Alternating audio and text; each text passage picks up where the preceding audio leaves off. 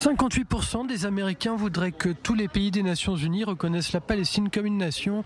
Seulement 33% s'y opposent et 9% ne se prononcent pas. Une nouvelle enquête Reuters-Ipsos réalisée sur 6 jours et achevée avant-hier a été réalisée en ligne sur un échantillon de 4446 Américains majeurs qui ont dû se prononcer sur les enjeux du Moyen-Orient. L'agence de presse Reuters détaille les résultats par affiliation politique. Les républicains sont majoritairement opposés à 53% à la reconnaissance et 78% des démocrates sont en faveur de la reconnaissance.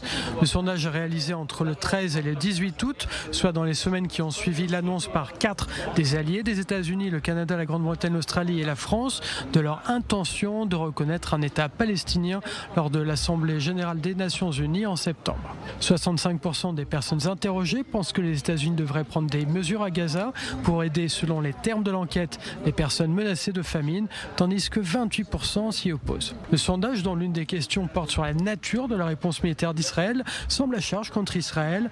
Les personnes interrogées ont dû répondre à la question suivante. La réponse militaire d'Israël à Gaza a-t-elle été excessive ? Introduisant dans le conflit un élément de proportionnalité. Le sondage donne 59% des sondés dans le camp de ceux qui pensent que la réponse est excessive, contre 33% des personnes interrogées qui ne sont pas de cet avis. En février 2024, la même question avait reçu des réponses différentes. 53% estimaient que la réponse d'Israël avait été excessive, contre 42% qui n'étaient pas d'accord. Sur le terrain, à l'aéroport Ben Gurion, 225 nouveaux immigrants en provenance des États-Unis et du Canada ont atterri aujourd'hui en Israël. Le ministère de l'Alia a annoncé que depuis le début de l'été, plus de 1000 immigrants sont déjà arrivés d'Amérique du Nord.